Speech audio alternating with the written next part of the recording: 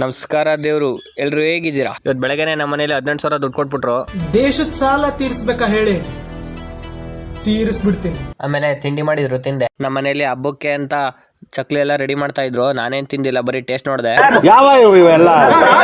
ಆಮೇಲೆ ಸ್ವಲ್ಪ ಕುತ್ಕೊಂಡು ಟಿವಿ ನೋಡ್ದೆ. ಆಮೇಲೆ ನಮ್ಮಮ್ಮ ರೆಡಿ ಆಗಿದ್ರು ಶಿವಮೊಗ್ಗ ಹೋಗಕ್ಕೆ. ಅದಕ್ಕೆ ಅವ್ರನ್ನ ಕರ್ಕೊಂಡು ಬಸ್ ಸ್ಟ್ಯಾಂಡ್ ಕಡೆ ಹೊರಟೆ. ನಮ್ಮ ಅಮ್ಮನ್ನ ಬಸ್ ಸ್ಟ್ಯಾಂಡಿಗೆ ಬಿಟ್ಟು ಬರುವಾಗ ನಮ್ಮ ಮದಣ್ಣ ಸಿಕ್ಕ, ಅವನ್ನ ಕರ್ಕೊಂಡು ಬಂದೆ.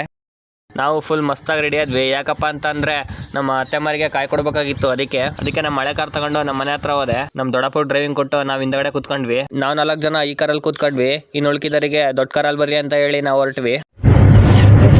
ನಾವು ಸೀದಾ ಟ್ರ್ಯಾಕ್ಟರ್ ಶೋರೂಮಿಗೆ ಹೋದ್ವಿ. ನಮ್ಮ ಹೊಸ ಟ್ರ್ಯಾಕ್ಟರ್ಗೆ ರಿಜಿಸ್ಟ್ರೇಷನ್ ಮಾಡಿಸ್ಬೇಕಾಗಿತ್ತು. ಅದಕ್ಕೆ ನಾನು ಈ ಶೋರೂಮಿಗೆ ಬಂದಾಗೆಲ್ಲ ನಮ್ಮ ಹಳೆ ಟ್ರ್ಯಾಕ್ಟರ್ನ ನೋಡ್ತೀನಿ. ಸೀದಾ ಗಾಂಧಿ ಬಜಾರಿಗೆ ಹೋದ್ವಿ. ಮನೆಗೆ ಸ್ವಲ್ಪ ಐಟಮ್ಸ್ ಬೇಕಾಗಿತ್ತು. ನಮ್ಮ ಆರ್ಯ ನಮ್ಮ ಅಕ್ಕವ್ರ ಮನೆ ಹೋಗೋದು ಅಂತ ಹೋಮ್ವರ್ಕ್ ಬರೆಯೋಕ್ಕಾಗಲ್ಲ ಅಂತ ಇಲ್ಲಿಗೆ ತಂದ್ಬಿಟ್ಟಾನೆ. ಕಾರ್ನೇ ಕೂತ್ಕೊಂಡು ಬರೀತಿದ್ದಾನೆ. ಸೀದಾ ನಮ್ಮ ಅತ್ತೆಮ್ಮರ ಮನೆಗೆ ಒಂದು ಕಾರನ್ನ ನಿಲ್ಸಿದೆ. ಅಷ್ಟೊತ್ತಿಗೆ ನಮ್ಮ ಚಿಕ್ಕಪ್ಪರೆಲ್ಲ ಆಲ್ರೆಡಿ ಬಂದ್ಬಿಟ್ಟಿದ್ರು. ನಾನು ಶಿವ ಅಂತ ಎಂಟ್ರಿ ಕೊಟ್ಟೆ.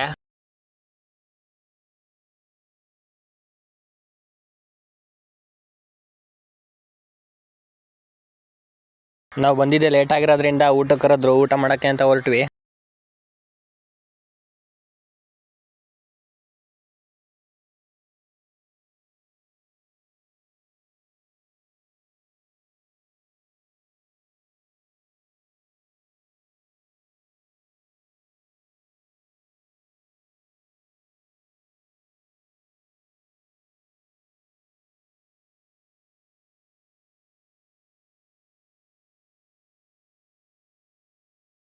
ಆಮೇಲೆ ನಮ್ಮ ಅತ್ತೆ ಮಗ ಕಾಲಿಗೆ ಬಿದ್ದು ನಮಸ್ಕಾರ ಮಾಡಿದೆ. ಆಮೇಲೆ ಎಲ್ಲರೂ ಕೂಡ ಹೊರಗೆ ಬಂದ್ವಿ. ನಮ್ಮ ಅಕ್ಕ ಊರಿಗೆ ಬರ್ತೀನಿ ಅಂತ ಹೇಳಿದ್ಲು. ಅದಕ್ಕೆ ಅವಳ ಬ್ಯಾಗ್ನೆಲ್ಲ ಕಾರಿಗಿಟ್ಟು ಅವರಿಗೆಲ್ಲ ಒಂದು ಬಾಯ್ ಹೇಳಿ ನಾವು ಊರ್ ಕಡೆ ಬಂದ್ವಿ.